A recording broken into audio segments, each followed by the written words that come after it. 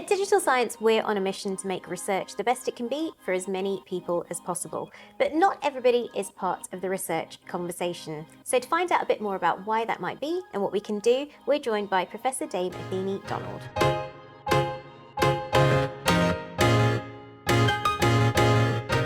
Professor Dame Athene Donald, Athene, thank you so much for joining us today. I wonder, can I start with maybe the hardest question?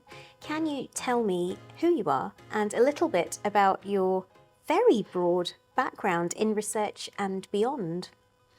Okay, I will attempt to do so. Yes, I'm Athene, and I was brought up in London. I went to Cambridge when there were no mixed colleges, so I had to go to an all-women's college. And I studied natural sciences in Cambridge, specialising in physics, and then went on to do a PhD there. Spent 4 years at Cornell in the USA as a postdoc, and then came back to Cambridge and have been there ever since. Wow. And tell me a little bit more about your research background, because you started in physics, but I'm just keen to tease this out. As a material scientist, that's kind of the route you initially took, really, isn't it? Yes, I did undergraduate and my PhD in the physics department, but when I went to Cornell, I joined the material science and engineering department there. I was working on electron microscopy, specifically on metals. But after 2 years, my money ran out and my husband was doing a PhD there. So I needed to get another job. And the job that came up was in the same department, but it was on polymers. So I switched from metals to polymers, and it was amazing because I wasn't really doing very well in metals. But using the same tool of electron microscopy, but working on amorphous materials, it was just transformative and it was brilliant. And I've, if you like, never looked back. Wow. I find electron microscopy, it's a little bit like the better the microscope, the more science you can do. It's very much the opposite end of telescopes. You know, the more light you can gather, the more you can see, or the further into the past that you can see. So I guess if we talk about sort of material science, what excites you about material science? I think it's the understanding. When people say, why did you want to do physics? It was all about understanding the world around us. So my PhD project was concerned with grain boundary embrittlement on a model system, but it was tied to the failure of turbine blades. And I liked that applicability. And when I switched to polymers, it was, why do plastics fail? So it was the same kind of thing, but on different materials. And over the years, if you like, I've moved away from traditional material science. I first moved into food, which is polymers, food's full of polymers. And then I moved more into biology, but it was still about trying to understand the world around us. And that's what I love about these subjects. Yeah, absolutely. I think with material science, because it's so cross-disciplinary as well, it's not just the physical sciences, but also the way that society kind of adopts these things as well, how society uses these products that we create. It's funny, actually, because you talk about plastics failing, but maybe that's something that we need to investigate a bit more. You know, plastics can be engineered to fail after their useful life so that we can start to break them down. But I mean, you can take a biodegradable plastic bag, and yes, it breaks down and it's got starch in it, but you've still got little bits of plastic. So you need to go further, and to some extent you may need to go towards the biological realm to see if there are bugs that will eat the plastic, for instance. I mean, people are working this out. So yeah, it's absolutely cross-disciplinary. I think one of the things that we're passionate about doing is breaking down those silos of research information, of knowledge, so that we can facilitate that discovery of information, of microbes that might be able to digest plastics and things. But as a chemist or as a physicist, we may not know that knowledge exists until we start to look at it. So I think from my perspective, I love the fact that technology is really enhancing and facilitating the way that we can cross those divides in knowledge so that we can overcome those challenges. I think this country's not brilliant at it because departments are still very much in silos. The American system does have, more likelihood of people having joint appointments between two departments and things. But I think interdisciplinarity is hugely, hugely important, and I've banged on about it for years because the funding system doesn't necessarily make it easy. And it's too common the case that a grant can fall between two research committees or research councils, and we need to do better at that. Absolutely.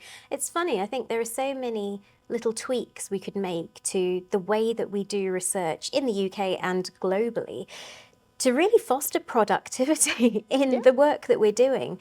But it needs that global buy-in almost, doesn't it? And all of these different, governments and funders and publishers and institutions all getting on board with this and deciding the way that we measure success or the way that we kind of deem a research output to be successful massively needs to change. Absolutely. Incentives are crucial.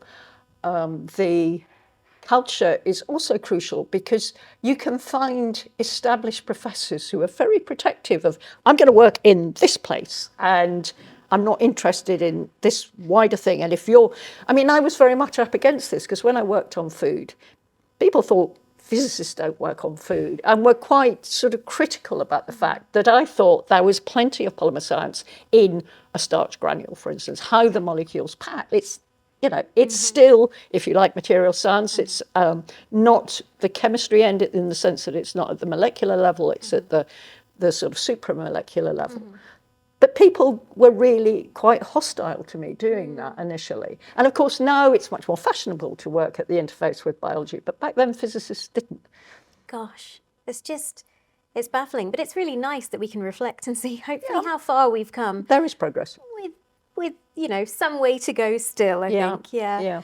What would you say your biggest success has been in your material science and your physics career? It's really hard. My mother used to say, what have you ever done? Because I'm not solving cancer kind of thing. And I think in some ways, I would like to think that the fact that I did make this transition to working at the interface with biology made that slowly over the years a more acceptable thing to do in the UK. So I would like to take a little bit of credit for that, because I think just challenging the status quo was important. And challenging the status quo is something that you have done not just within physics, but you've sort of tackled aspects of research culture as well, particularly around sort of equity, equality, diversity and inclusion. You've held numerous positions across the sort of research ecosystem. You've worked in what was BIS and is now BAYS. You've represented the issues perhaps that we have within research. You've done that on an institutional level. You've done that as an individual researcher. Tell me why it is so important that we engage with people on all of these different levels, and perhaps maybe tell me a little bit about how you got involved in that and how other people can get involved to advocate for the changes that we need. I think it's important because if you only have a subset of the population trying to solve a problem, you'll get a very narrow perspective and may not find the best solutions. You may not ask the right questions. There are many instances. I mean, if we take drugs, for instance, if you only test drugs on 6-foot-tall white males, you're probably missing quite a lot. And there's plenty of evidence to show that companies have had to withdraw drugs because they found they had side effects, for instance, on women or on different ethnic backgrounds, which weren't anticipated. So you absolutely need to think about these things from all angles. If you're thinking about smartphones, say, technology, hey, look, we've all got smartphones, and they're getting bigger and bigger, and women's clothes just don't accommodate the larger phones. So, that's in a way a trivial example. But I think just having different people in the room to say, have you considered such and such, is hugely important. So we can't afford to lose so many people from the talent pool. It's really interesting you mentioned clothes and phones. I'm genuinely in this current quest to find a pair of running trousers that has a back zip pocket that can fit my phone in, because I can't run without a phone, because I'm a woman and because I would feel unsafe Absolutely. doing so. Yes. And yet I'm not able to find clothing that can accommodate that. Yep. But that is just one of the issues that we're facing, isn't it? How can people get more involved in this, particularly in those sort of engaging with policymakers, for example? Well, I think you know, there are many ways. No MP is going to want to know about the fact that running trousers don't have zip pockets. But I think, you know, you can write to your MP about issues that concern you. You can write articles, be it, I mean, a lot of what I did started off on my own blog. There's no barrier to entry on something like that. I've been, I suppose, because I've come to this relatively late in my career, I did have a platform, if you like. And so it was easier to communicate my frustrations, if you like, to highlight the issues. I think if you're earlier in your career, you have to find like-minded people in your institution and band together, be it setting up a women in physics group or something. I've got increasingly concerned, though, about women only talking to women, because we all have to be in it together. And I think it is important that young men, I mean, if we're specifically talking about gender, which is, of course, what I know most about, you know, young men have to recognise what the issues are. And people have said that the pandemic was great because the men were stuck at home with the children too. I'm not sure how it panned out, you know, whether that is something that has continued. I don't know. But I think, you know, we have to be all in it together. I think actually that aspect of sharing lived experiences, sharing real life stories is really important. I think perhaps as women or, you know, people as part of other groups that may feel that they don't have the sort of amplification or representation in the room, if we don't share those lived experiences, people just don't understand because they won't have experienced it. But I think we have a tendency perhaps to normalize it, to, you know, that we talk a lot about everyday sexism. When you think about the small things that we do as women to risk assess and then protect ourselves just in society generally, I don't necessarily know whether men would have to do the same things or the same levels of things that we do, like, you know, interlacing keys in our fingers as we walk home late at night, or putting headphones in if we're on a train, just so that people don't talk to us because it's that international signal of I can't hear you or I don't want to hear you. Yes. Yes. So how important, I mean, you talked about communicating. How important is that then? I think it is important. I think we have to recognise that young men are probably the ones who get most violence directed against them in a really serious way. Women tend to get low-level unpleasantness, be it catcalls or, you know, sort of brushing against you or whatever it may be. I think we should talk about it. You mentioned everyday sexism. I think Laura Bates has done a fantastic job in bringing that out into the open. But of course, the trouble is if we go back to our labs, there's research culture which isn't even as explicit as that. It's that you're not invited down to the pub, or you don't feel able to go down to the pub. It's sort of men making sure you don't get access to the equipment in the same way as their bros. You know, it's all that kind of stuff. And we really need to bring that out into the open too. And I fear at the moment our universities are not good at tackling that at all.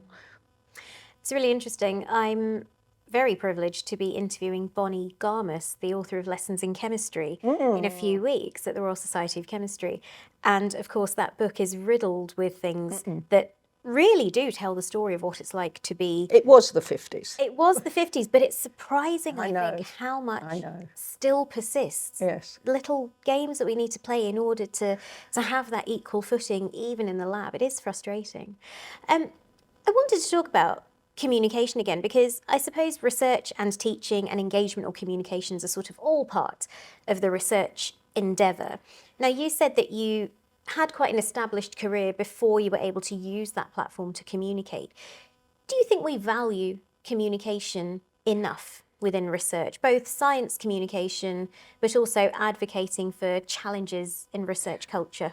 No, almost certainly not. I mean, I didn't actually say I waited, as it were. It was more that I was too busy getting on with my research to notice some of these more societal issues, if you like.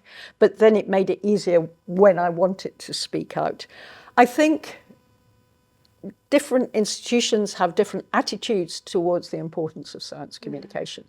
My own university, I think, certainly lists it as something that will be valued, but to what extent it is, I don't know. Some people are absolutely brilliant, but of course, if you spend your life communicating, you don't have time to do the research, and research is undoubtedly more heavily weighted.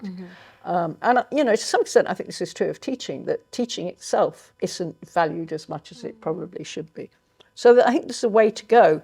But, you can do communication intensely or just slightly kind of thing. And one of the areas where I think anyone can do something is to go into schools and talk about careers and what you've done in your life and what it's really like, because I don't think science lessons are often not taught by people with a science degree. We know that there aren't enough teachers.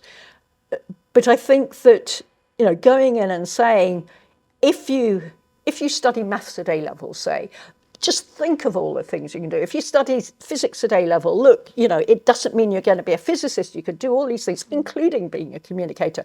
And I think giving those kinds of examples is very important.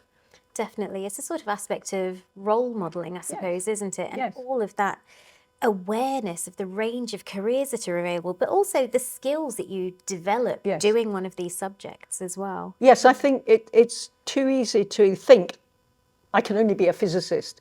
And in fact, there are just hundreds of opportunities in different places that you can use your critical thinking skills, your problem solving skills, all these kinds of things. Yeah. I was very lucky. I studied many chemistry degrees at UCL, and they have quite a solid foundation of involving you in outreach activities and science communication activities. And I suppose I was quite lucky that was a part of the expectation on us as PhD students, as postdocs, to get involved in that kind of community engagement, particularly as well, and schools engagement. But I suppose it goes back to what you were talking about earlier in terms of incentives, because if we don't add value to something, if we don't say, actually, this is important enough for us to be able to measure this as a positive thing in your annual appraisal or whatever it is, then people just won't value it, and the research will continue to be the main focus, squeezing all of that out. So what would you like to see, if anything, what would you like to see change? Well, I think, some people probably shouldn't be allowed into schools because they would put people off. So, I think one should have, in the current phrase, a basket of metrics kind of thing. But certainly I think outreach should be in there and valued. But I don't think everyone has to do the whole spread of things.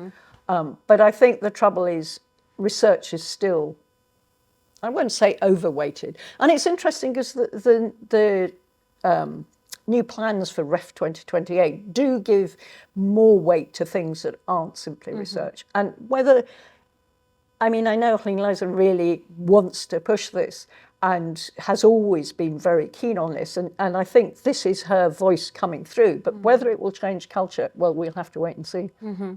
Yeah, the impact and the engagement, 25% now, I think, isn't remember. it? It's the gone next up, REF. certainly. Yeah, definitely.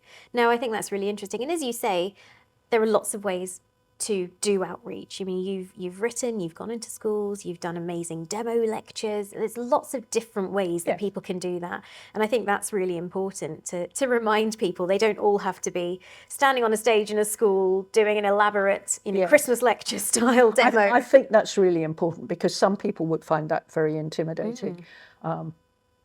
And maybe, there are other things that they could do, mentoring, for instance, which is something else I think is really important.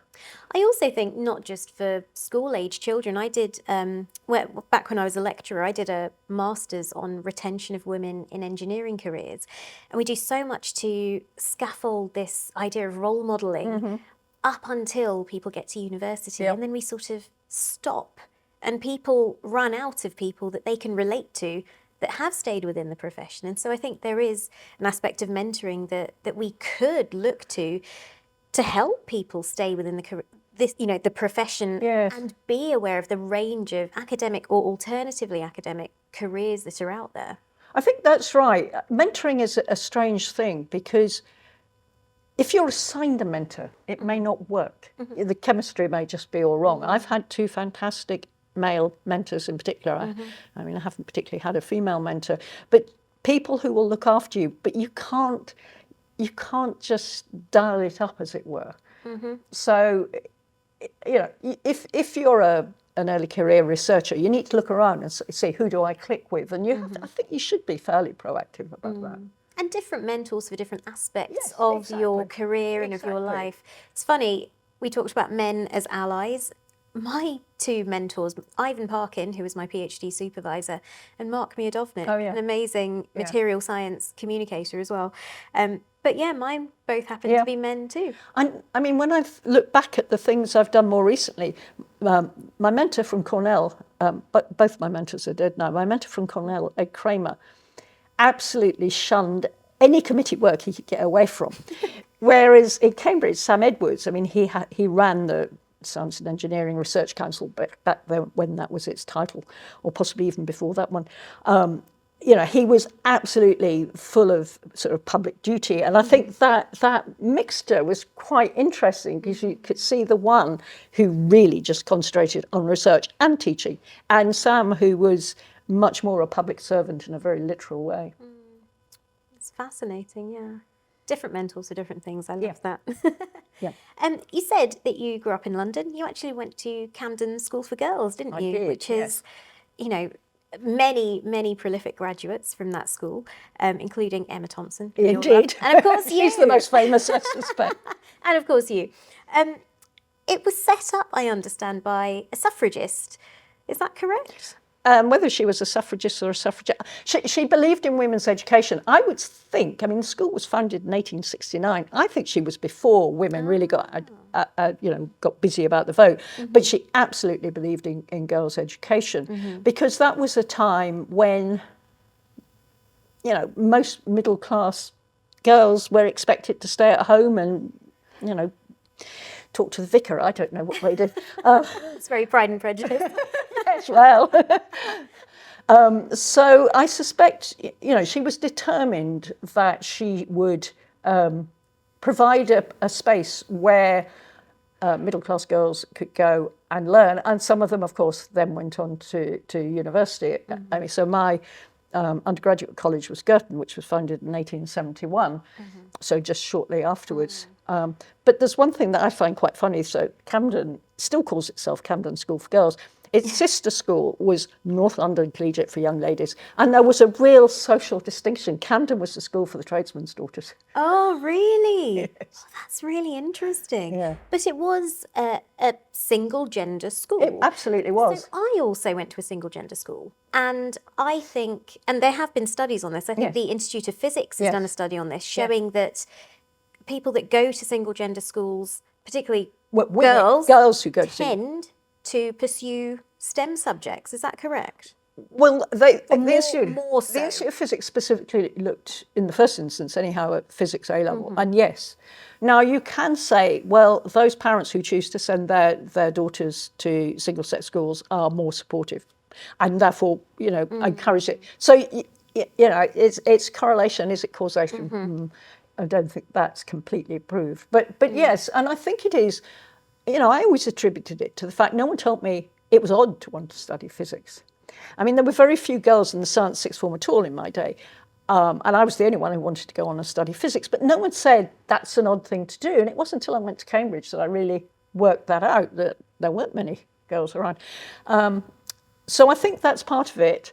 The teachers aren't sort of encouraging the boys and discouraging the girls. And there are no boys in the class to say, are you sure you want to do that? Yeah. It's really interesting you said that. Quite embarrassingly, I think it was the world's biggest science lesson or something many years ago. And I took part with my old school. And they did little interviews and vox pops with the people that were helping out. And I was quoted as saying, I didn't realise I was a woman until I was a postgrad, in terms of being a chemist, because it had never been a thing. It had never been an odd thing to do. No, and chemistry has more women than physics does. It was very even, especially I think at UCL, really quite kind of even. maybe there were slightly more women than men at undergraduate level, but I remember as a PhD student going to present at a conference and suddenly, and I'd been in my bubble of a reasonably progressive university, really supportive lab group, brilliantly supportive supervisor, Yes. and being a woman had never been a thing. I was just a chemist. Yes. Until you start then seeing the rest of the research culture and you think, oh, no, I'm massively underrepresented. And then you start to be treated differently. You start to change the way that you behave, the way that you present. What can we do about that? It's interesting. I mean, I had a rather different experience because when I went to Cambridge, as I say, I was at a single-sex college because there were no mixed colleges. There was only 10% of women across the entire university, and I knew that's what I was going into. Didn't particularly strike me that physics was odder, but physics in some senses wasn't odder. It was just 10% across the board. So I knew I was odd, but for a slightly different reason. What can we do? Well, get the numbers up, make sure. And I feel very strongly, if you look at psychology, say, again, the Institute of Physics looked at this, a subject like psychology is 80% female at A level. So we're losing the men. And so I'm not saying every subject should be 50-50. I don't know. But I cannot believe 80% women in one subject and 80% men in another subject is natural. I think it is the stereotyping. That starts so early in our children's lives. And this is actually something that you touch on in your new book. I'm going to read the title. It's called Not Just for the Boys, Why Science Needs More Women. Why we need more women in science. Why we need more women in science. Apologies. Now, you really talk about this, how we need to almost have these, I don't want to say interventions, but these actions that we need to take at quite an early age, because all these societal ideas of who should and shouldn't do various things takes hold so early on in kids' lives. Yes. I think, everything like the toys we give our children, the clothes, the messages on the shirts and things. I think children imbibe this. I think there's plenty of evidence to show that as they start to work out, are they boys or girls at sort of 3 or whatever, they will internalize these messages. And then it's harder to overcome that. I'm not sure we need interventions so much as eradicating the biases that are present, if you see what I mean. I think it should be more passive. Why do we think that girls like wearing pink? Because that used not to be the thing. Back, I think, certainly before the Second World War, red and pink were male colours. So there's nothing intrinsic. And yet we split the world. And of course, if you don't fit into either binary, then it's even harder. So why do we do it? Why don't we just treat them as people? And then maybe we'd find out what the natural percentage is, as it were, in a subject like physics. I suppose as technology has developed and the world has become much smaller, I suppose these ideas can take hold on this global scale, and they are hard to stop then, aren't they? So what would you like to see? Would you like to see popular culture play more of a role in equalising things? Yes, I've always felt, well, EastEnders should have a female apprentice engineer, and we need to change the dialogue in our media representations. That algorithms, I think, are potentially really dangerous because you often don't quite know what an algorithm, what's being put into that algorithm. So I think we are actually at probably a more dangerous position than we were, because I think if you train, there was this thing about Twitter that if you train a sort of language bot on Twitter, it will turn out to be misogynist and racist. And, that's not good. So how do we stop these things happening by accident? It's really tricky, isn't it? I think as we talk about artificial intelligence, machine learning, natural language processing, the training data harbours these inherent biases anyway, and you don't want to propagate them. So I suppose it's one more example of why we absolutely still need humans, but we need a diverse range Yes. of humans Yes. to be sense checking it, to almost negate the biases Yes. as best we can, because everybody has unconscious biases. Of course. Yeah, we're all guilty. Yeah. So I suppose it is yet another argument for greater representation, greater diversity of thought and lived experiences Yes. in order for us to create the best Yes. technology. And we need it now. I mean, the trouble is we don't have the diverse workforce, and yet now is the time we need it. Or, I think we're at slightly a crunch point in the way these things are developing. Which I suppose leads me to my final question then. What do we do about it? What do we do about it? Well, I think we talk about it a lot. We remove guilt to some extent, because I think it's quite easy for men to feel threatened, for them to think that women are blaming them, or that white people to feel that the black community is blaming them. I think biases are inevitable up to a point. You just have to be conscious of them. So you need everyone to be on board thinking, how can we find the best solutions? How can we nurture the talent? All that kind of stuff.